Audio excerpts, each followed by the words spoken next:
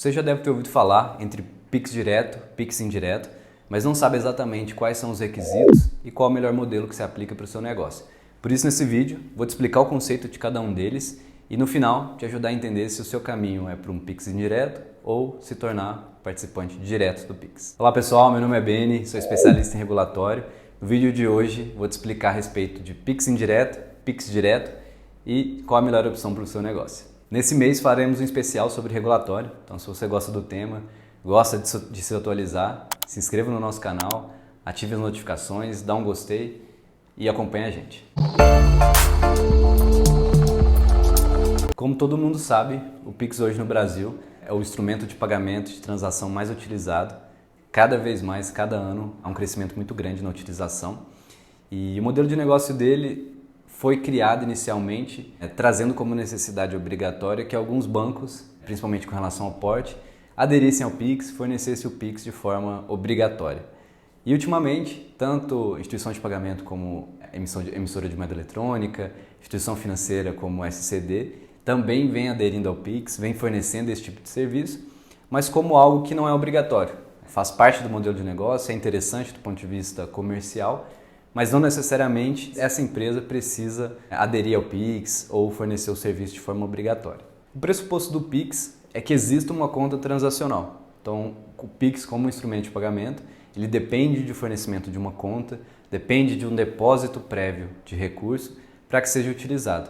Então, tanto a instituição de pagamento quanto a instituição financeira podem fornecer o serviço de Pix. O que vai diferenciar se é na modalidade direta ou indireta é o modelo de negócio e a intenção da empresa.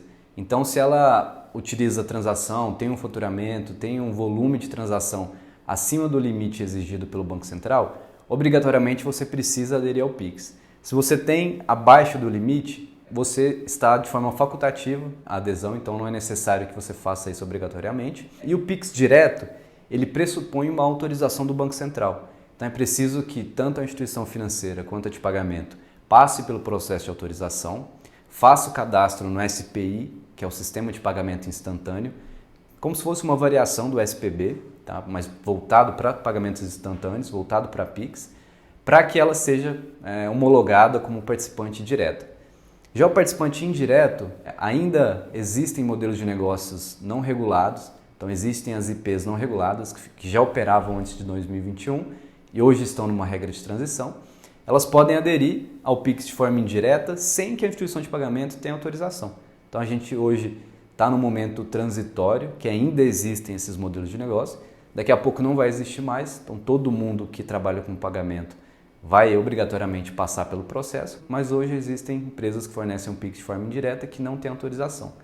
Mas também, uma instituição de pagamento autorizada, ela pode escolher aderir para trabalhar de forma indireta.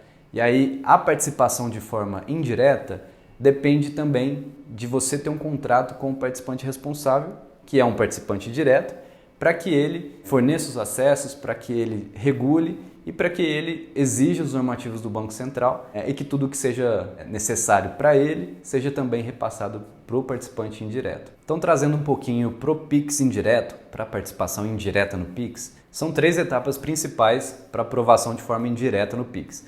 A primeira etapa é a etapa cadastral, a segunda etapa é a etapa homologatória e a terceira de operação restrita, já trabalhando e fornecendo o serviço com alguns clientes limitados. Se você está gostando desse vídeo, não se esqueça de inscrever no nosso canal, deixar o like e acompanhar os nossos vídeos. Falando especificamente da etapa cadastral, a etapa inicial de introdução ao Pix de forma indireta, ela necessita, como a gente já falou, um contrato com o participante direto, que é também chamado de participante responsável. Então é preciso que exija esse contrato formalizando as regras, as transações, os serviços a serem compartilhados e prestados. É preciso que o participante responsável faça uma validação técnica e financeira da empresa.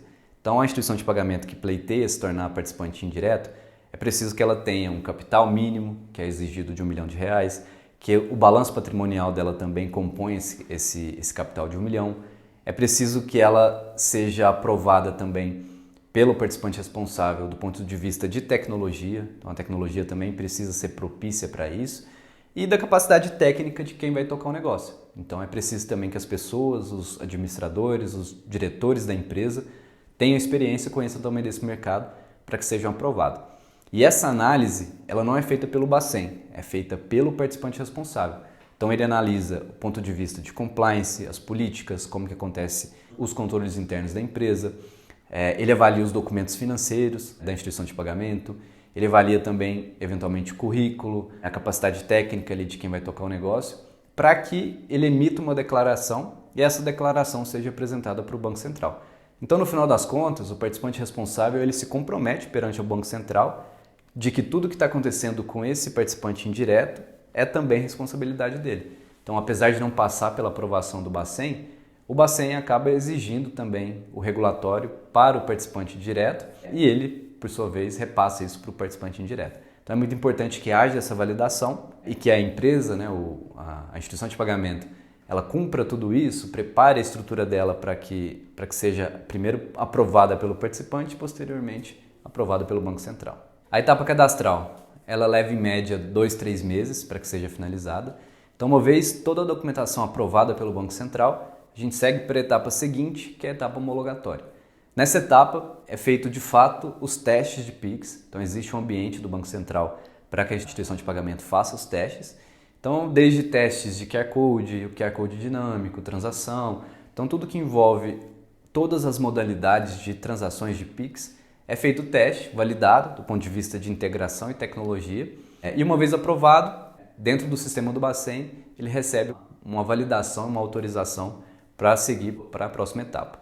Mas ainda falando da etapa homologatória, caso a instituição de pagamento forneça também o Pix para as pessoas físicas, é preciso que ela apresente um projeto de telas com os requisitos mínimos ali de experiência do usuário para que o Bacen aprove. Não é necessário ainda que o sistema, o aplicativo, né, de celular esteja pronto, mas que as telas sejam aprovadas e estejam de acordo com as normas do Bacen. Então é muito importante que faça um trabalho conjunto com uma assessoria jurídica especializada que vai poder te orientar no que precisa conter em cada tela e maximizar a chance de aprovação. Nessa etapa, a instituição tem apenas 3 tentativas para conseguir ter sucesso e aprovação nesse projeto de tela. Então, se na terceira não for aprovado, todo o processo anterior ele vai ser recusado e vai ser encerrado. Então, é muito importante fazer isso com bastante cautela. E por último, aprovado na etapa homologatória, a gente segue para a etapa de operação restrita, que é de fato a utilização do Pix já em ambiente de produção, com a limitação de alguns usuários,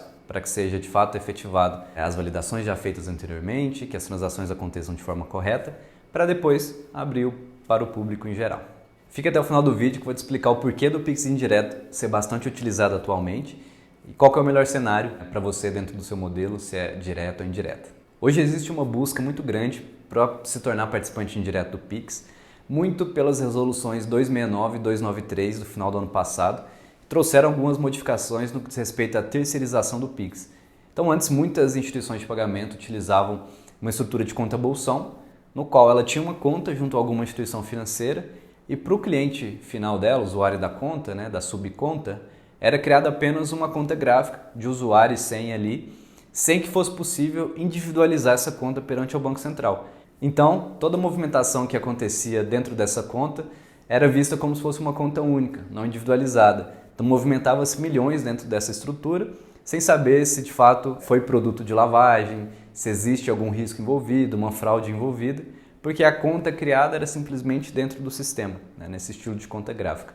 Então, essas normas, no que diz respeito à terceirização do Pix, trouxe uma obrigatoriedade do usuário final, né, o usuário do Pix ali, que ele precisasse ter uma relação direta com o participante, seja direto ou indireto.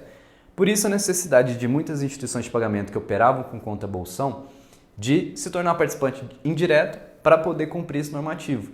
Então a conta que antes era bolsão e fornecia uma conta gráfica, hoje ela precisa ser individualizada. Então o usuário ele precisa ter registrado sua chave Pix, ele precisa que as movimentações sejam individualizadas perante o Banco Central, nas informações lançadas. Então, cumprindo esse normativo de individualizar as contas, uma saída é bastante utilizar o participante indireto. Então, as empresas que já operavam nesse modelo e forneciam essa conta gráfica, elas precisam aderir a esse regulatório e optam pelo participante indireto para cumprir o regulatório.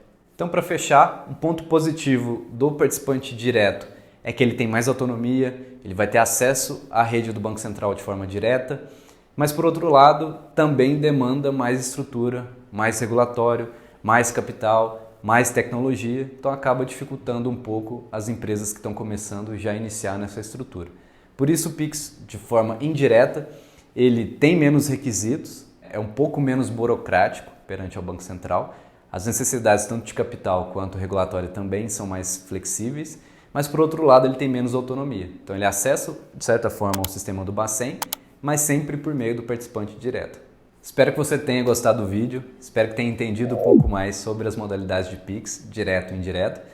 E eu queria te pedir para se inscrever no nosso canal, dar o gostei e comenta para mim nos comentários se você gostou do vídeo, se tem alguma dúvida, a gente está à disposição para ajudar.